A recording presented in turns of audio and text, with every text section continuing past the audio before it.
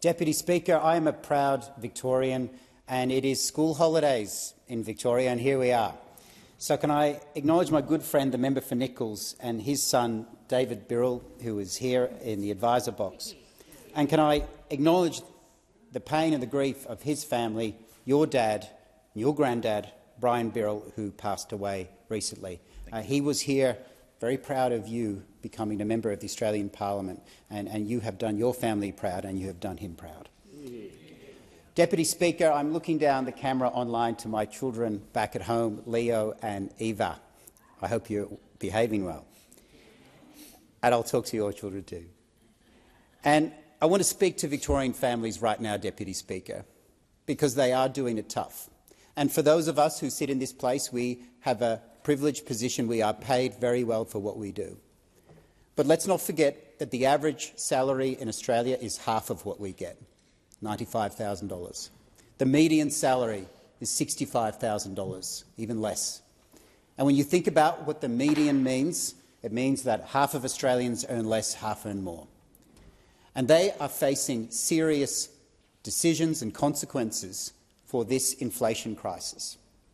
It's easy to talk about it in an academic way, but it has consequences for families who are feeling that stress and that pain, who are losing sleep and who are feeling shame. And they shouldn't, because it's not their fault.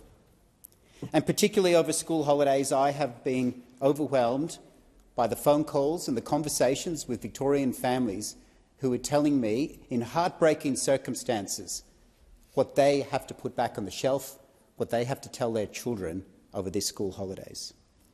Deputy Speaker, like many, I have food banks in my electorate, and one told me they have never seen numbers like they have now. Never. In one food bank in Templestowe, they are servicing 250 people in 4 hours. That's about 75 families. In another, there are queues out the car park, and when you stand there and see the good work that the volunteers do at those food banks, more often than not, they are families that have had a marriage breakdown, unemployment or illness.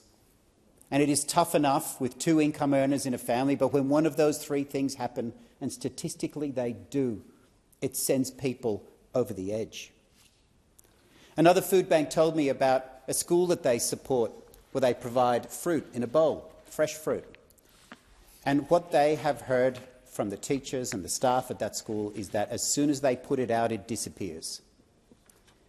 And what should we take from that, Deputy Speaker? This isn't just about luxury items. We are seeing Australians right now hurting so much that young Australians at school are not getting fresh food, that families are putting meat and eggs and chicken back on the shelf because they cannot afford it. We are seeing parents who will go back to school a week after next in Victoria say, "I am really sorry that you cannot go on that camp." And we see up here less school children coming to visit this place.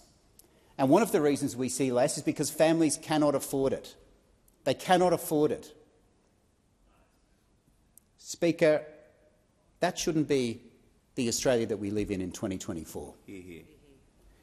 I've seen parents say that, "I can't afford the musical instrument or the musical lessons that you had."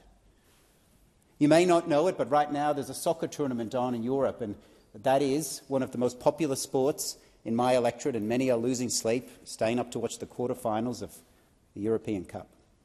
But I've heard again and again families had to pull their children out of soccer because it's not subsidised like AFL, it's more expensive, and they can't afford it. And for the children in my electorate, that is heartbreaking. That's their dream. They want to be the next Messi and the next Ronaldo. And it's a sport that they love, and they can't afford to play it. And, Speaker, for the Victorian families in my electorate, and for those that are running small businesses, and so many do, you are facing an increase in taxes that other states don't have. And that is why we have seen a flight of small businesses out of Victoria. We lost an aggregate of 7,600 last year. Queensland gained 11,000. You're doing it tough in Victoria. And on this school holidays, I have heard families say, "I feel ashamed for not being able to provide for them." You shouldn't feel shame.